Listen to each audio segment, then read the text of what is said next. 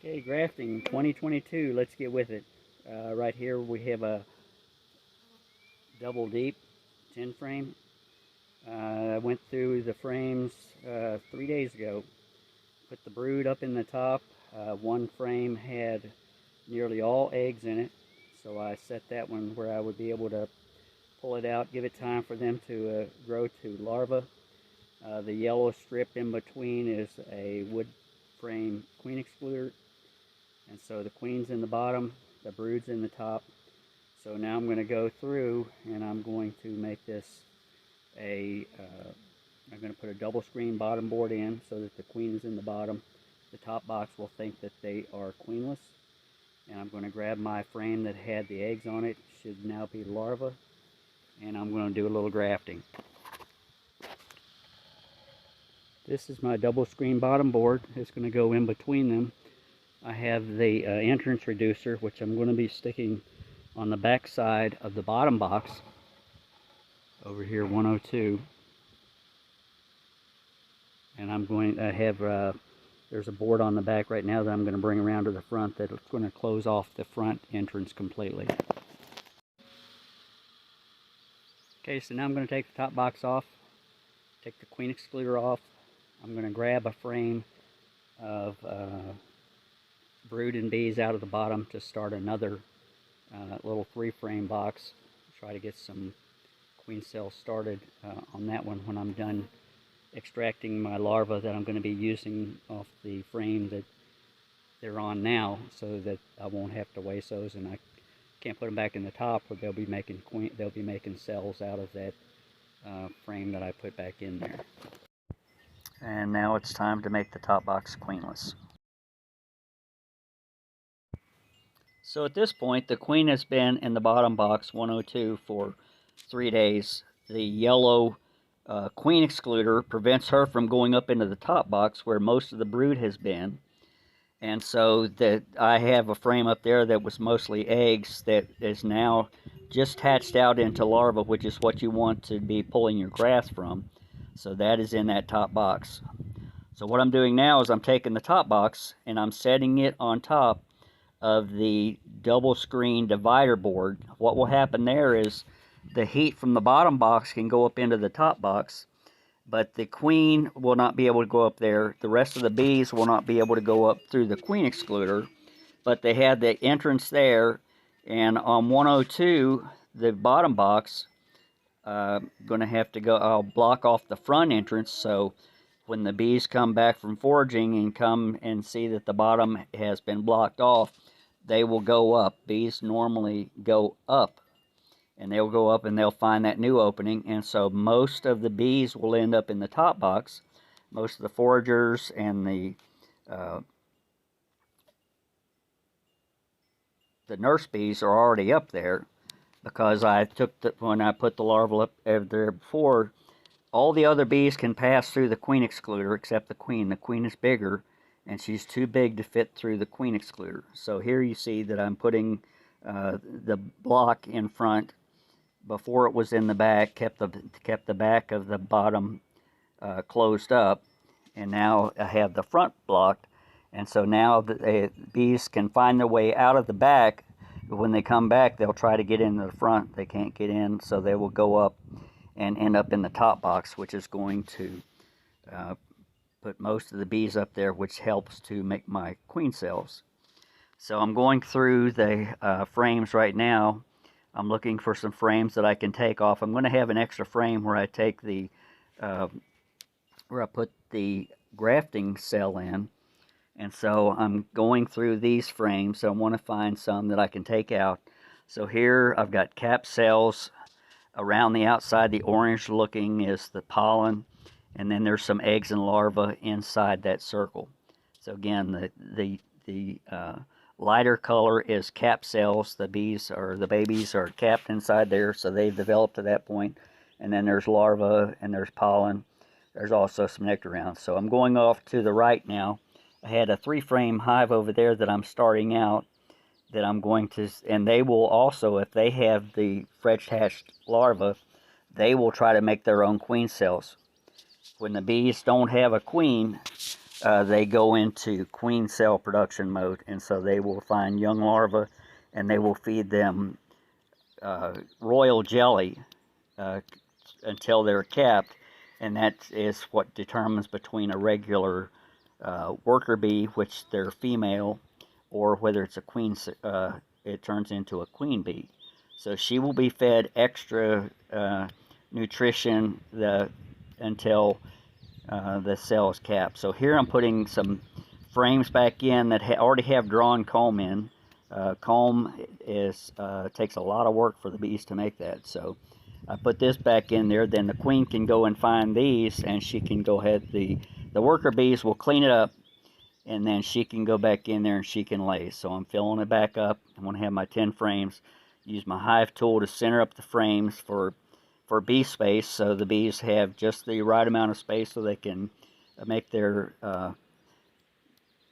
babies and not build comb in between the cells, which creates a big problem. So here I'm setting the top box back on.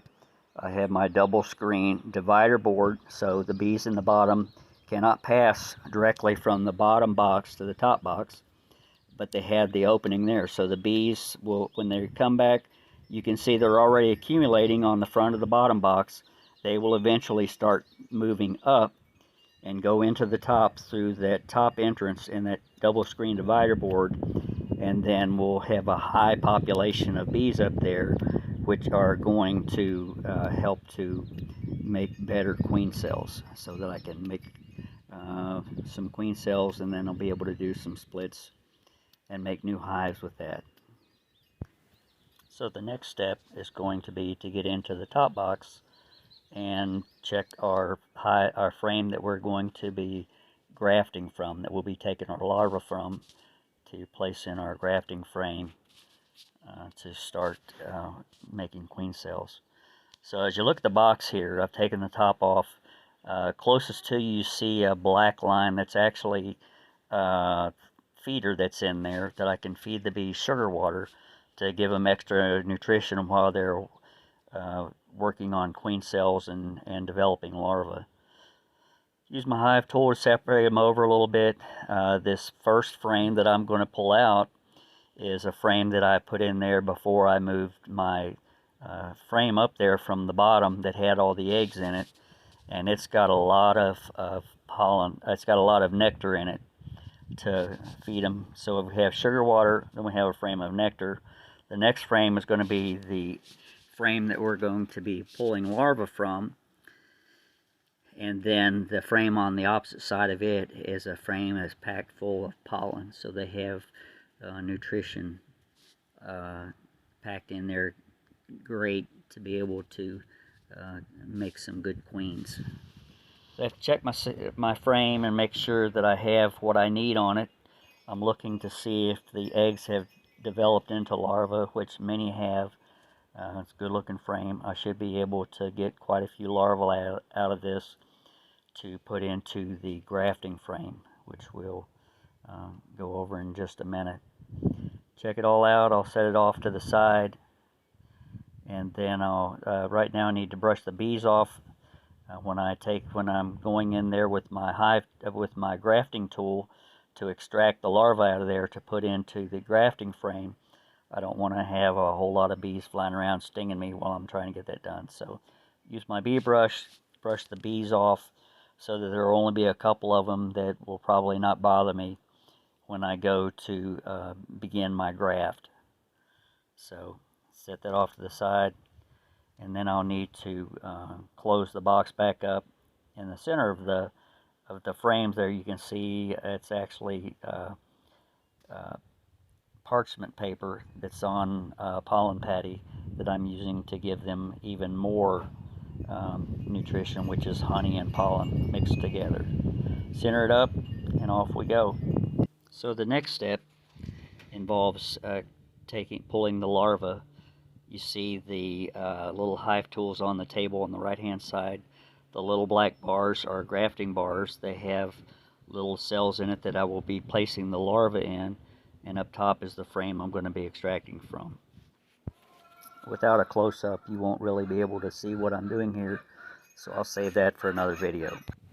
With the grafting complete, I will be putting the grafting frame inside the box. Take the top off just like I left it when I left, and I have the grafting bar here, the grafting frame. Each bar has 15 cells on it, 15 cups, so I have a potential of 30 queens to be produced through this. I push my frames back together for bee space, and then we'll let the bees have at it. We'll add feed later. They've got plenty right now, but I will add feed later on to the feeder that's inside there, so they have plenty of good nutrition. As I mentioned earlier, I took some frames out of the bottom box to start another box, and this is that 3-frame box that I have already placed 2 of the frames that I took out of the bottom box 102 and brought over here. This is the frame I just grafted from, so I've taken larvae from here.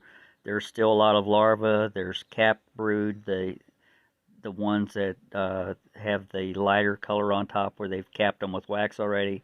So I'm going to put that in here with these other 2 frames. The bees with no queen, they will go to make a queen if they have anything to make queens out of, which would be those young larvae. So I slide these frames apart so I can put that one in the middle, so they've got the nutrition and the other bees on each side of that frame.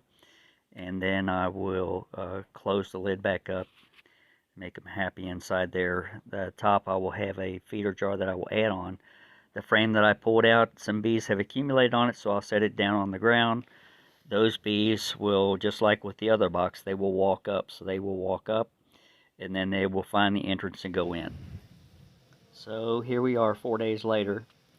I just took a peek at the grass. It looked like I saw some nice looking queen cells. I just saw a couple. I just lifted up a little bit.